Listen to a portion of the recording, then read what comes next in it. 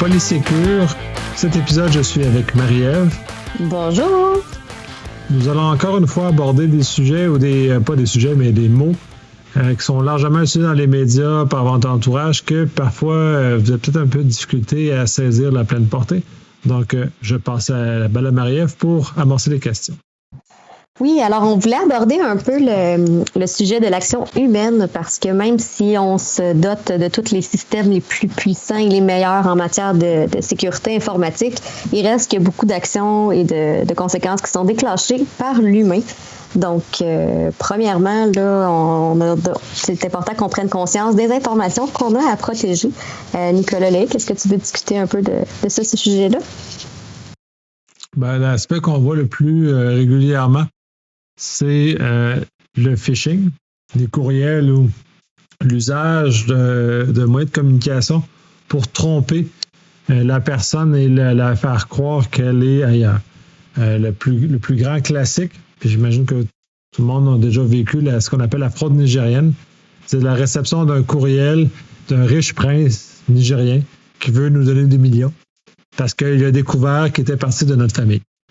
Ça, c'est un vieux classique. On l'a tous vu. Maintenant, il y a des variantes, mais c'est la base sur laquelle les gens vont malheureusement se laisser tromper, vont se laisser avoir par quelque chose qui est un peu trop beau que le réel. Donc, à la base, c'est un peu la façon que cela est formulé. On a aussi des variantes maintenant sur le téléphone. On se fait appeler. On a des croisières dans les Caraïbes. On a différents éléments comme ça où la beauté est trop grande, ou ce qu'on voit peut-être plus récemment, dans mon cas, ce que j'ai vécu, c'est soit des appels téléphoniques, soit des courriels plus hostiles, dans ce cas-ci, qui interpellent quelque chose d'autre chez l'humain, c'est-à-dire que la peur. Soit on se fait dire qu'il y a un agent du revenu, un agent de la GRC, quelque chose comme ça, qui va venir nous saisir dans les prochains jours parce qu'il y a quelque chose qu'on n'a pas fait au niveau fiscal, au niveau fédéral. Ce qui est étonnant, c'est que ces messages-là sont généralement en anglais. Moi, je n'en ai pas eu en français. Je ne sais pas toi, Marie-Ève. Il y avait une fraude téléphonique en français, là, quelqu'un qui faisait passer pour un membre du gouvernement, là, qui demandait des renseignements personnels ou de l'argent dans l'instant qui suivait parce qu'il y avait des situations urgentes, tout ça. Donc, il y a quand même des situations en français que j'ai entendu parler là, dans mon entourage. Dans le plus récent, en termes surtout francophone, c'est quelqu'un qui est gravement malade, qui a besoin d'argent pour le sortir du pétrin, puis la personne, en plus, t'interpelle comme si tu la connaissais. C'est ça qui est troublant parce que la façon que le message est monté, autant au verbal qu'à l'écrit, parce que je l'ai vu dans les deux cas, on a l'impression que c'est un ami proche qui est en Afrique. Tu sais pas pourquoi tu as un ami proche en Afrique que tu n'es pas au courant. Mais ça, bref, ça vient contourner toutes tes mesures de contrôle dans ton cerveau, puis là, tu fais comme « Ah, j'ai un ami proche », puis tu viens pas poser des questions sur le fait pourquoi j'ai un ami proche qui est en Afrique. Mais bref, ça vient comme tromper tes mesures de défense naturelle, puis c'est tout là où jouent les malveillants, c'est de réussir à tromper ça. Fait qu'effectivement, le cas du genre j'ai un rein qui est malsain, j'ai besoin de me faire opérer rapidement, j'ai un problème de santé grave, peux-tu m'aider, j'ai machin, et c'est là où l'aspect humain, où là on doit voir une alerte. Peux-tu m'envoyer des cartes Xbox? Peux-tu m'envoyer des cartes iTunes? Peux-tu m'envoyer des cartes Amazon pour me permettre de transférer cet argent-là? C'est là où on peut quand même détecter, pour le moment, parce qu'ils vont évoluer, une arnaque. Parce que sinon, si quelqu'un qu'on connaît, Marie-Ève, on se connaît un peu, si je t'avais du jour au lendemain, peux-tu m'envoyer des cartes Amazon?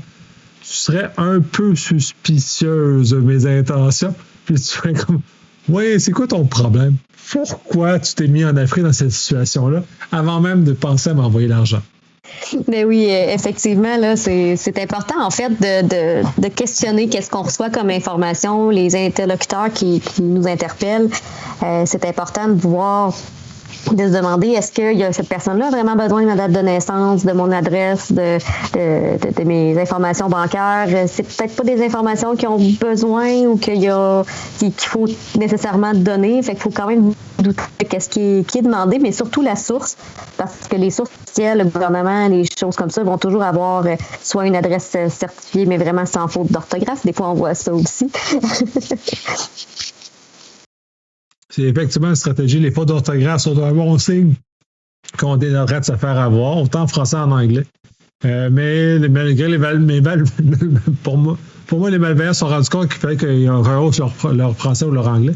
Ils ont dû s'acheter Antidote ou quelque chose comme ça. Puis, de façon générale, c'est un peu plus sophistiqué.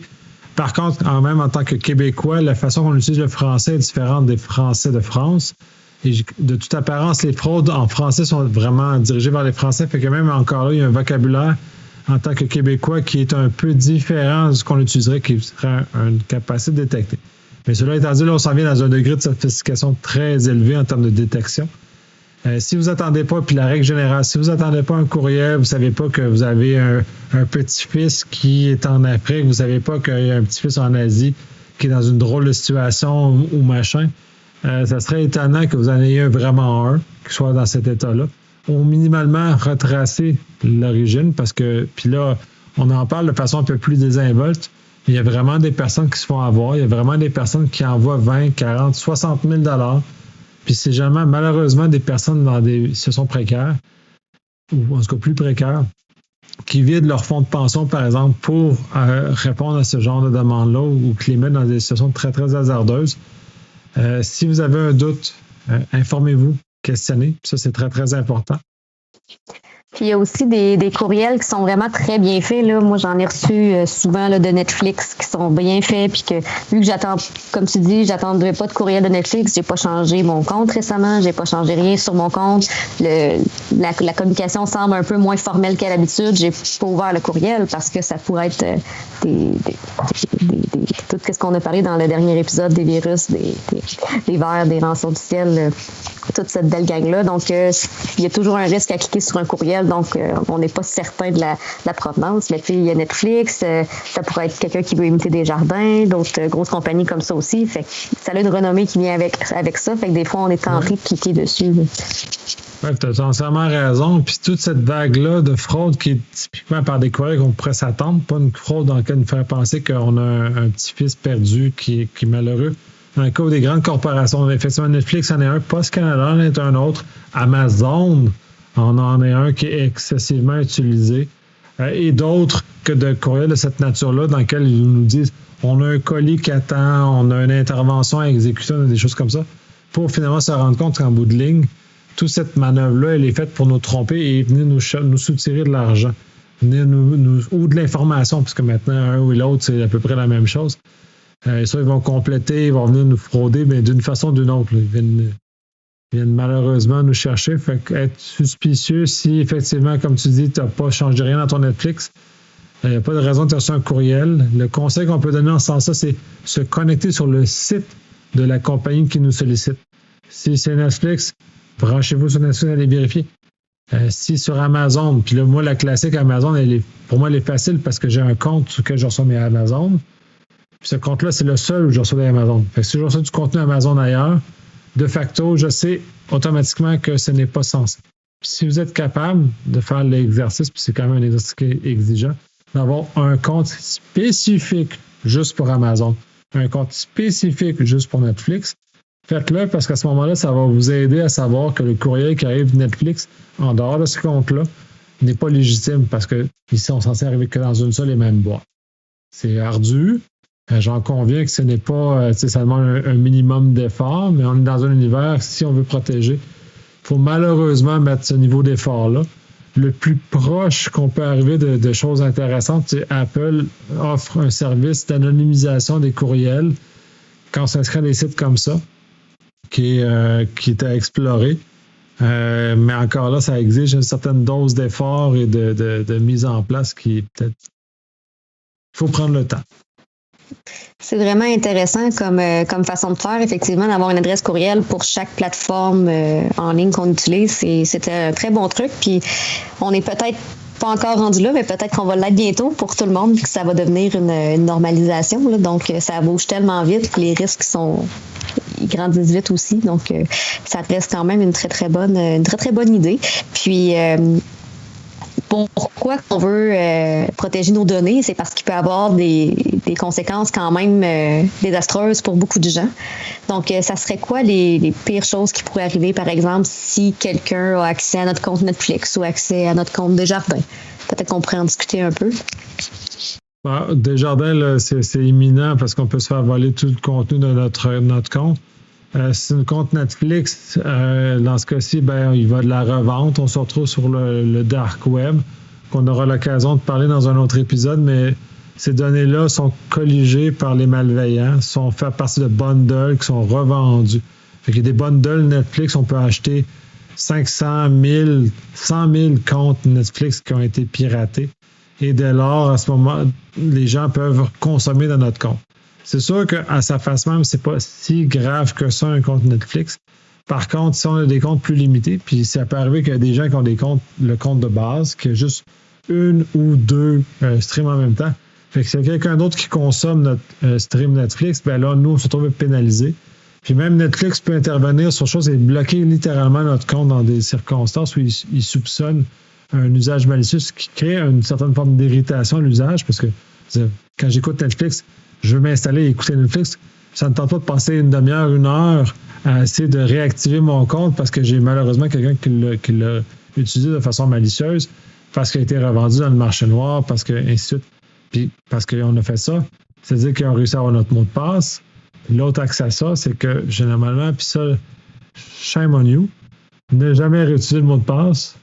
Parce que si un site se fait casser, comme Netflix, ou si vous êtes tombé dans un piège qui fait que vous divulguez vos informations Netflix, puis tout le monde peut tomber dans ce piège-là, même les experts en sécurité peuvent tomber dans les meilleurs pièges qui sont là, puis c'est pas un fait que vous êtes une personne mal informée, même les experts, puis il y a des tests qui ont été démontrés à ce niveau-là, fait qu'ils sont vraiment très bien faits, fait qu'on tombe tous. Fait que assurez-vous de cloisonner vos environnements, même au niveau des courriels, comme mentionné. Si vous avez un courriel pour Netflix, un courriel pour Amazon, un courriel pour Post Canada, dans le même genre, vous devez avoir un mot de passe pour chacun de ces trois-là.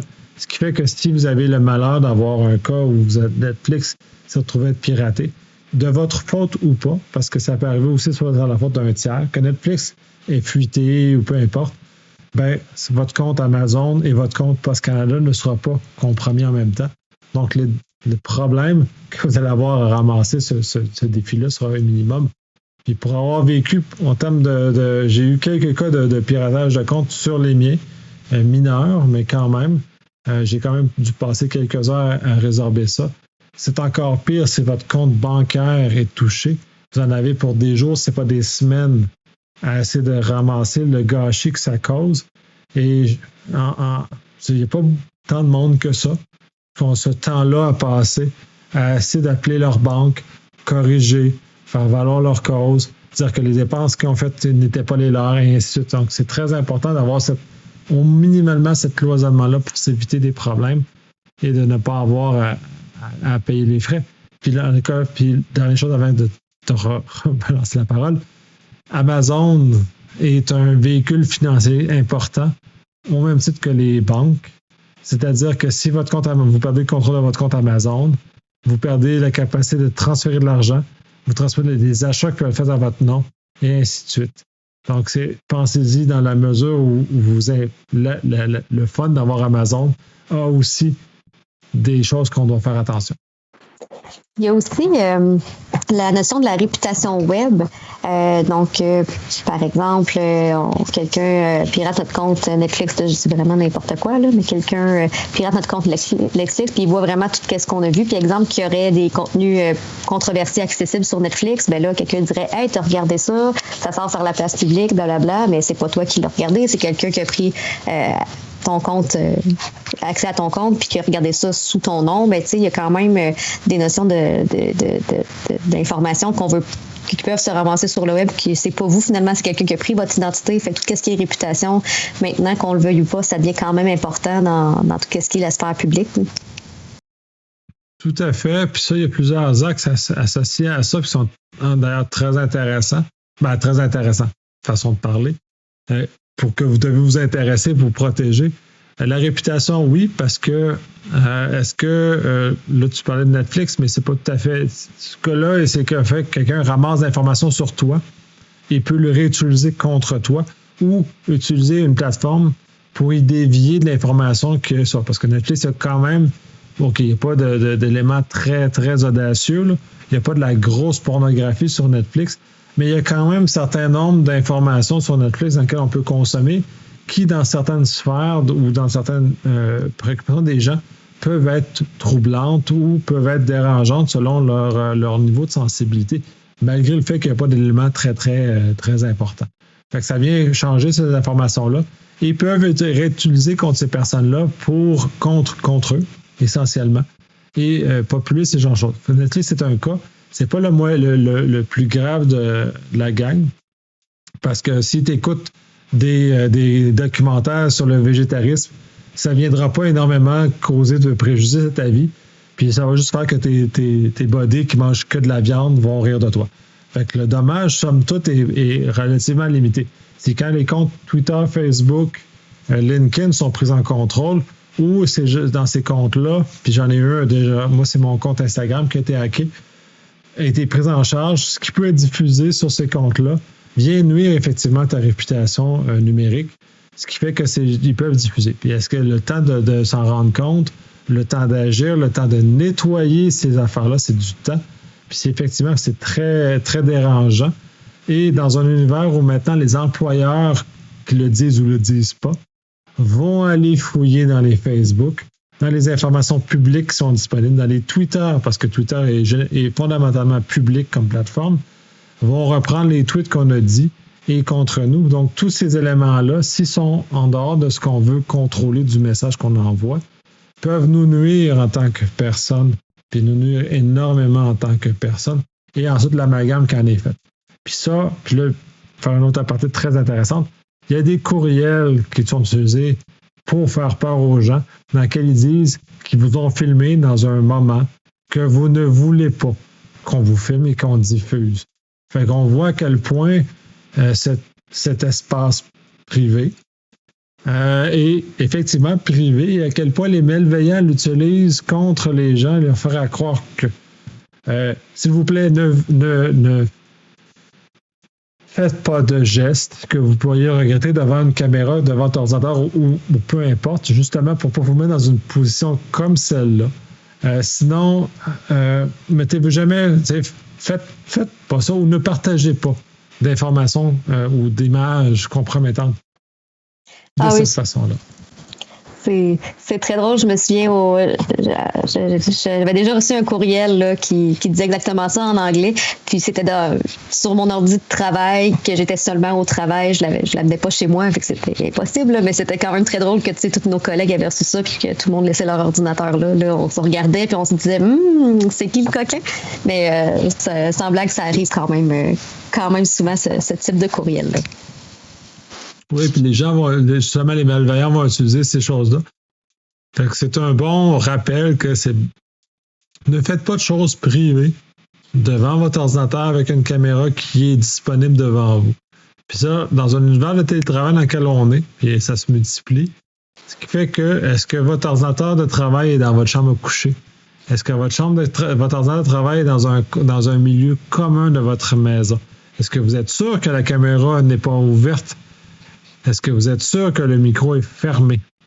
C'est des questions très importantes, un peu à l'écart, parce qu'on va vraiment discuter du télétravail dans un épisode entier, parce que c'est quand même un sujet en soi complet. Mais dans un contexte où ça peut fuiter, c'est très intéressant de se poser cette question-là. Ça peut être causé justement des éléments nocifs à notre réputation. Ah, effectivement, oui, certaines situations pourraient être très embarrassantes pour grand nombre de personnes. Puis certaines personnes vont mettre un tape devant leur caméra quand ils ne l'utiliseront pas. Ils se vendent des espèces de petits glissoires aussi en plastique là, pour toute question électronique, mais il ne faut pas oublier de prendre ça en considération parce que oui, effectivement, il y a toujours moyen de prendre accès à distance à une caméra d'un laptop. Donc, de mon côté, je pense qu'on a fait quand même un beau survol de l'action humaine. Donc, peu importe les systèmes, il ne faut pas oublier d'être vigilant, il ne faut pas oublier de questionner qu'est-ce que les informations qu'on reçoit, puis des sources qui proviennent aussi. Donc, soyons vigilants et soyons informés sur les risques liés à la fraude et au phishing. Nicolas Lay, est-ce que tu as d'autres choses que tu voulais ajouter?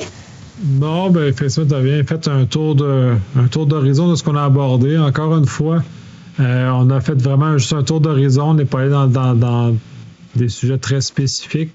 On fait appel à votre curiosité et à vos questions pour savoir s'il y a des sujets spécifiques que vous voulez qu'on approfondisse, parce qu'il y en a une multitude.